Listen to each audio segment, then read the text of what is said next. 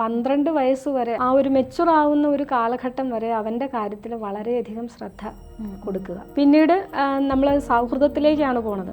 ആ സൗഹൃദത്തിൻ്റെ പേരിൽ പല കാര്യങ്ങളും നമ്മൾ പറഞ്ഞ് മനസ്സിലാക്കി കൊടുത്ത് അവൻ നമ്മളിൽ നിന്ന് കൈവിട്ടു പോകുന്ന ഒരു പ്രായമാണ് 12 വയസ്സ്, ഒരു 20 വയസ്സിനുള്ളിലൊക്കെയുള്ള ഒരു പ്രായം എന്ന് പറയുന്നത്. അതേപോലെ തന്നെ ഒപ്പം ഈ ഉപാസനകളും അവനോടൊപ്പം ഉണ്ട് എന്നുണ്ടെങ്കിൽ അവൻ്റെ ജീവിതം ഇവർക്ക് പിന്നെ അതോർത്ത് ടെൻഷൻ അടിക്കേണ്ട ഒരു ആവശ്യവും വരില്ല. കുട്ടികളുടെ ജീവിത നിലവാരം അതിൽ ഗ്രഹങ്ങൾക്കാണോ മാതാപിതാക്കൾക്കാണോ കൂടുതൽ സ്വാധീനം?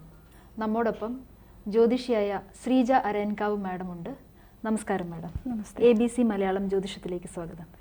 അപ്പം കുട്ടികളുടെ ഗ്രഹനില നോക്കുമ്പോൾ അത് മാതാപിതാക്കളുടെ ഒരു സ്വാധീനം അല്ലെങ്കിൽ ഗ്രഹങ്ങളുടെ സ്വാധീനം, ഇത് രണ്ടും തമ്മിൽ എങ്ങനെയാണ് ബന്ധപ്പെട്ടിരിക്കുന്നത്? നമ്മളൊരു ഗ്രഹനില എടുത്തു കഴിഞ്ഞാൽ ഒരു കുട്ടിയുടെ സ്വഭാവം അല്ലെങ്കിൽ ആ കുട്ടി എന്ന് പറയുന്നത് നമ്മൾ ലഗ്നം കൊണ്ട് പറയും നമുക്ക്. അതായത് ലഗ്നം, മേടലഗ്നം, ഇടവലഗ്നം, അങ്ങനെ ലഗ്നങ്ങളുണ്ടല്ലോ. ലഗ്നം വെച്ചിട്ടാണ് നമ്മൾ ആ കുട്ടിയെ മൊത്തത്തിലൊരു വിലയിരുത്തൽ നടത്തുന്നത്.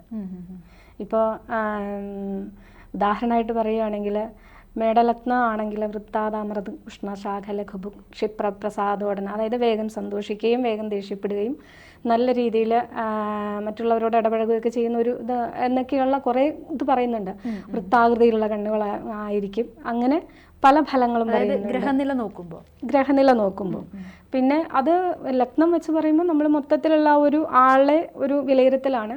പിന്നെ അവൻ്റെ ബുദ്ധി, അവൻ്റെ സ്വഭാവം, അവൻ്റെ രീതികൾ, ഇതെല്ലാം നമ്മൾ നോക്കുമ്പോഴേക്കും അവന് 4-ാം ഭാവം കൊണ്ട് നോക്കുമ്പോൾ അവൻ്റെ സുഹൃത്ത് ബന്ധങ്ങളെക്കുറിച്ച് നമുക്കറിയാൻ പറ്റും. 5-ാം ഭാവം കൊണ്ട് നോക്കുമ്പോൾ അവൻ്റെ ബുദ്ധി, അവൻ്റെ മനസ്സ്, ഇതൊക്കെ എങ്ങനെയാണെന്ന് നമുക്കറിയാനായിട്ട് സാധിക്കും. അതുപോലെ തന്നെ അവൻ്റെ ഭാഗ്യം, 9-ാം ഭാവം വെച്ച് നോക്കുമ്പോൾ അവൻ്റെ ഭാഗ്യം, ഇതെല്ലാം നമുക്ക് കണക്ക് കൂട്ടിയെടുക്കാനായിട്ട് അറിയാനായിട്ട് സാധിക്കും. അതിനകത്ത് ഇപ്പം 5-ാം ഭാവത്തിൽ നിൽക്കുന്നത് പാപഗ്രഹമാണെങ്കിൽ നമ്മൾ പറയും അവന് ബുദ്ധിക്ക്, അതായത് ചഞ്ചല ബുദ്ധിയാണെന്നോ അല്ലെങ്കിൽ വേണ്ട രീതി, ചഞ്ചല ബുദ്ധി എന്ന് ഉദ്ദേശിക്കുന്നതിന് ഒരു സ്ഥിരത ഇല്ലാത്ത ഒരു സമ്പ്രദായം. പിന്നെ അതേപോലെ തന്നെ ഒരു സ്ലോ ആയിരിക്കും. അങ്ങനെയൊക്കെ നമ്മൾ അത് തന്നെ പല ഗ്രഹങ്ങൾ നിൽക്കുന്നതിനനുസരിച്ച് നമ്മൾ പറയുന്നതാണത്. അവിടെ ഇപ്പം ചൊവ്വയാണ് നിൽക്കണമെങ്കിൽ സാഹസികത കൂടുതലായിരിക്കും എന്ന് പറയും, എടുത്തുചാട്ടം കൂടുതലായിരിക്കും. അപ്പം അതൊക്കെ അവൻ്റെ ലൈഫിനെ ബാധിക്കുന്ന ഒരു വിഷയമാണ്. അപ്പം അതിന് നമുക്കൊന്നും ചെയ്യാനില്ല. കാരണം ഇവൻ ജനിച്ച സമയത്തുള്ള ഒരു രാശിയാണത്. ആ സ്ഥാനത്ത് നിൽക്കുന്ന, ആ ഭാവത്തിൽ നിൽക്കുന്ന ഗ്രഹമാണത്. ആ ഗ്രഹത്തിൻ്റെ സ്വഭാവം കാണിക്കുന്നു. അപ്പം നമ്മൾ ചെയ്യേണ്ടത് എന്താണെന്ന് വെച്ച് കഴിഞ്ഞാൽ ഇവൻ ഇങ്ങനെ, ഇതിനകത്ത് ജാതകത്തിൽ ഇങ്ങനെ പറഞ്ഞിട്ടുണ്ട്, ഇവൻ ഇങ്ങനെ ആയിരിക്കും, ഇതല്ല ശരി. അവർ ഇപ്പോൾ ആദ്യമേ തൊട്ട് തന്നെ അവൻ അങ്ങനെ അല്ലാതിരിക്കാൻ അവർ ട്രെയിൻ ചെയ്ത് കൊടുക്കുകയാണ് വേണ്ടത്. മനസ്സിലായോ? സാഹസികത പാടില്ല, അല്ലെങ്കിൽ ലീഡർഷിപ്പ് ക്വാളിറ്റിയൊക്കെ കൂടുതലായിരിക്കും. അതായത് നേതൃത്വ ഗുണമൊക്കെ അവന് നന്നായിട്ടുണ്ടാവും. ചൊവ്വ അങ്ങനെയുള്ള ഒരാളാണ്.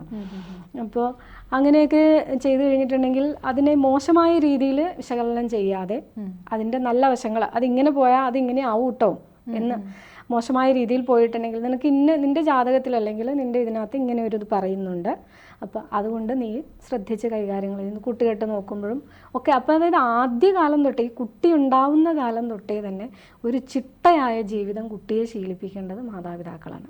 അതെ. അതിലൂടെയാണ് അവൻ്റെ സ്വഭാവം എന്ന് പറയുന്നത് രൂപപ്പെടുത്തി എടുക്കാനായിട്ട് സാധിക്കുകയുള്ളൂ. ശരിക്കും വിദ്യാഭ്യാസം എന്ന് പറയുന്നത് സ്കൂളിൽ നിന്നല്ല ആദ്യമായിട്ട് കിട്ടേണ്ടത് അച്ഛനമ്മമാരുടെ കയ്യിൽ നിന്നാണ്. അവരെന്ത് ചെയ്യുന്നോ അത് കണ്ടിട്ടാണ് കുട്ടി വളരുന്നത്. അതെ. അപ്പോൾ അതിനനുസരിച്ച്, അപ്പോൾ ഗ്രഹങ്ങൾ നിൽക്കുന്നതിനനുസരിച്ച് നമ്മൾ കുട്ടിയെ നമുക്കൊരിക്കലും കുറ്റപ്പെടുത്താനോ അല്ലെങ്കിൽ പഴി പറയാനോ സാധിക്കില്ല. ഗ്രഹം അവിടെ ഉണ്ടാവും. അത് ഇവരുടെ ദുരിതബന്ധം കൊണ്ടാവാം, കുട്ടിയുടെ ദുരിതബന്ധം കൊണ്ടാവാം ഇങ്ങനെ ഉണ്ടായത്. അപ്പോൾ അതിനെ കുട്ടിയെ കുറ്റപ്പെടുത്തിയിട്ട് പഴിചാരിയിട്ടൊന്നും കാര്യമില്ല. ആ സമയത്ത് എന്താണോ ചെയ്യേണ്ടത് അത് മാതാപിതാക്കൾ ചെയ്യുക. അവനെ ഉപദേശിക്കുക എന്ന് പറഞ്ഞാൽ അത് ഇന്നത്തെ കുട്ടികൾക്ക് ഇഷ്ടമുള്ള കാര്യമല്ല. അവന് കാര്യങ്ങൾ പറഞ്ഞ് മനസ്സിലാക്കി കൊടുക്കുക എന്നുള്ളതാണ്. അതിൻ്റെ വരായികൾ, മോശവശമാണെങ്കിൽ മോശം, നല്ലതാണെങ്കിൽ നല്ല വശങ്ങൾ പറഞ്ഞ് മനസ്സിലാക്കി കൊടുക്കുക. ഒപ്പം നമ്മൾക്ക് ചെയ്യാൻ പറ്റുന്നത്, നമ്മൾ ഈ ജാതകത്തിൽ തന്നെ പല ഓരോ ഗ്രഹത്തിനും ഓരോ വഴിപാടുകൾ ചെയ്യേണ്ടതായിട്ടുള്ള കാര്യങ്ങൾ നമ്മൾ പറയും. ചൊവ്വയ്ക്കാണെങ്കിൽ ചിലപ്പോൾ ഓജരാശിയാണെങ്കിൽ സുബ്രഹ്മണ്യൻ എന്ന് പറയും, യുഗ്മരാശിയാണെങ്കിൽ ഭദ്രകാളി, അതേപോലെ ഓരോന്നിനും. ബുധനാണെങ്കിൽ എന്താ പറയുക, അവതാര വിഷ്ണു, കൃഷ്ണൻ, ശ്രീരാമൻ, അങ്ങനെയുള്ള അവതാരമൂർത്തികൾ, അവർക്ക് വഴിപാടുകൾ ചെയ്യണമെന്ന് പറയും. അപ്പം ഇത് ആരാണോ നിൽക്കണമെന്നനുസരിച്ച് നമ്മൾ പരിഹാരങ്ങൾ പറയും ജാതകത്തിൽ.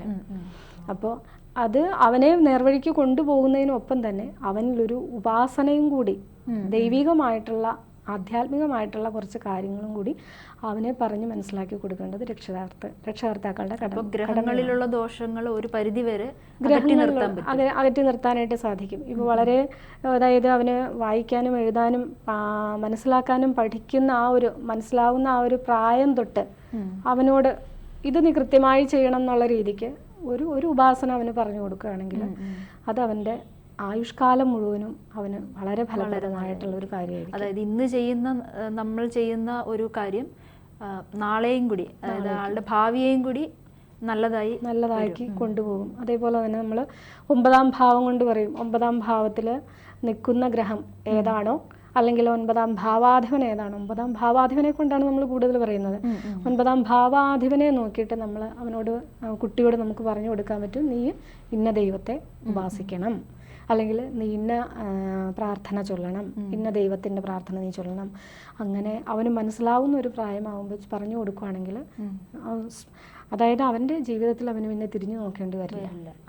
അതായത് ഏത് വഴിക്ക് പോയാലും ആ ഉപാസന അവന് രക്ഷയായിട്ടുണ്ടാകും. ഇപ്പോൾ ഒരു 12 വയസ്സ് വരെ മാതാപിതാക്കൾക്ക് ഒരു കുഞ്ഞിനെ ഇൻഫ്ലുവൻസ് ചെയ്യാൻ കഴിയും. അപ്പോൾ ആ ഒരു സമയം കൊണ്ട് ഇതെല്ലാം ഉപാസനകളും അങ്ങനെയുള്ള കാര്യങ്ങളെല്ലാം ആ കുഞ്ഞിന് പറഞ്ഞു കൊടുക്കണം. അത് തന്നെ 12 വയസ്സ് വരെ, അതായത് അവൻ മെച്ചുറാവുന്ന ഒരു പ്രായം എന്ന് പറയുന്നത് 12 വയസ്സ് നമുക്ക് പറയാമല്ലോ. ആ ഒരു മെച്ചുറാവുന്ന ഒരു കാലഘട്ടം വരെ അവൻ്റെ കാര്യത്തിൽ വളരെയധികം ശ്രദ്ധ കൊടുക്കുക മാതാപിതാക്കൾ. പിന്നീട് നമ്മൾ സൗഹൃദത്തിലേക്കാണ് പോണത്. ആ സൗഹൃദത്തിൻ്റെ പേരിൽ പല കാര്യങ്ങളും നമ്മൾ പറഞ്ഞ് മനസ്സിലാക്കി കൊടുത്ത് അവൻ നമ്മളിൽ നിന്ന് കൈവിട്ടു പോകുന്ന ഒരു പ്രായമാണ് 12 വയസ്സ്, ഒരു 20 വയസ്സിനുള്ളിലൊക്കെയുള്ള ഒരു പ്രായം എന്ന് പറയുന്നത്. അതെ. അപ്പോൾ ആ സമയത്ത് മാതാപിതാക്കൾ അവനോടൊപ്പം തന്നെ നല്ലൊരു സുഹൃത്തായിട്ട് കാര്യങ്ങൾ പറഞ്ഞ് മനസ്സിലാക്കി കൊടുക്കുന്ന രീതിയിലുള്ള ഒരു നല്ലൊരു സുഹൃത്തായിട്ട് കൂടെ നിൽക്കുകയാണെങ്കിൽ, അതേപോലെ തന്നെ ഒപ്പം ഈ ഉപാസനകളും അവനോടൊപ്പം ഉണ്ട് എന്നുണ്ടെങ്കിൽ അവൻ്റെ ജീവിതം ഇവർക്ക് പിന്നെ അതോർത്ത് ടെൻഷൻ അടിക്കേണ്ട ഒരു ആവശ്യവും വരില്ല. അവൻ അങ്ങനെ പൊക്കോളും, നല്ല രീതിയിൽ തന്നെ പൊക്കോളും. അപ്പം കുഞ്ഞുങ്ങളുടെ കാര്യത്തിൽ മാതാപിതാക്കൾക്ക് തന്നെയാണ് ഏറ്റവും കൂടുതൽ അവരുടെ ഭാവിയെ പറ്റിയും തീർച്ചയായും അവരുടെ സ്വഭാവ രൂപീകരണത്തിനും ഒക്കെ ഒരു ഇൻഫ്ലുവൻസ്. തീർച്ചയായിട്ടും അതെ. കാരണം എന്താണെന്ന് വെച്ച് കഴിഞ്ഞാൽ ഞാൻ പറഞ്ഞല്ലോ, ഇവർ ചെയ്യുന്ന കർമ്മങ്ങളെന്ന് പറയുന്നത് മക്കൾക്ക് വേണ്ടിയിട്ടുള്ളതാണ്. അതെ. ഇവർ സൽക്കർമ്മം ചെയ്താൽ അതിൻ്റെ ഫലം അനുഭവിക്കുന്നത് മക്കളാണ്. അവർക്ക് നേട്ടം ഉണ്ടാവില്ലെന്നല്ല പറയുന്നത്, പക്ഷെ നമ്മൾ മക്കൾക്ക് വേണ്ടിയിട്ട് ആണ് നമ്മുടെ ജീവിതം തന്നെ ഇതാവുന്നതെന്ന് പറയുമ്പോൾ അത് ശരിക്കും നല്ല രീതിയിൽ അവരെ ഒന്ന് നയിക്കുകയാണെങ്കിൽ, മുന്നോട്ട് നയിക്കുകയാണെന്നുണ്ടെങ്കിൽ അവർ രക്ഷപ്പെടും. പിന്നെ ഇവർ ചെയ്യേണ്ടതായിട്ടുള്ള കുറേ കാര്യങ്ങൾ, അതായത് അത് തന്നെ അവർക്ക് വേണ്ടി പ്രാർത്ഥിക്കുക, ഇവർ തന്നെ ഇവരിൽ ഒരു എനർജി ഉണ്ടാക്കിയെടുക്കാൻ വേണ്ടി ജപം, അതുപോലെ സ്ട്രോങ് ആക്കുക എന്നുള്ളതാണ്. അതിന് ചെയ്യാൻ പറ്റുന്ന ഉപാസന തന്നെയാണ് യോഗ, മെഡിറ്റേഷൻ. അങ്ങനെ ഉപാസനകൾ, നമ്മൾ കുഞ്ഞുങ്ങൾക്ക് വേണ്ടിയിട്ടുള്ള ഉപാസനകൾ, അങ്ങനെ പ്രത്യേകമായ ഉപാസനകളൊക്കെ എന്തൊക്കെയാണത്? ഇപ്പോൾ ഒരു കൊച്ചുകുട്ടിയെ സംബന്ധിച്ച് നമുക്ക് ഈ പഞ്ചാക്ഷരി മന്ത്രങ്ങളോ അല്ലെങ്കിൽ അഷ്ടാക്ഷരിയൊക്കെ പറഞ്ഞു കൊടുക്കാനായിട്ട് പറ്റുള്ളൂ. ഓം നമഃ ശിവായ അല്ലെങ്കിൽ ഓം നമോ ഭഗവതേ വാസുദേവായ, അവർക്ക് മനസ്സിലാവുന്ന രീതി. ഒരു പ്രായമായി കഴിഞ്ഞാൽ അതിലപ്പുറേക്ക് അവർക്ക് പോകാൻ പറ്റും. അതായത് സഹസ്രനാമങ്ങളൊക്കെ ഉണ്ട്, ലളിതാ സഹസ്രനാമം, വിഷ്ണു സഹസ്രനാമം, ശക്തി ഉപാസനയാണത്. ലളിതാ സഹസ്രനാമം എന്ന് പറയുന്നത് ശക്തിയാണ്. അത് ഉപാസിക്കുക എന്ന് പറഞ്ഞു കഴിഞ്ഞാൽ ആ വ്യക്തി പിന്നെ ജീവിതത്തിൽ വിജയിച്ചു എന്നുള്ളതാണ്.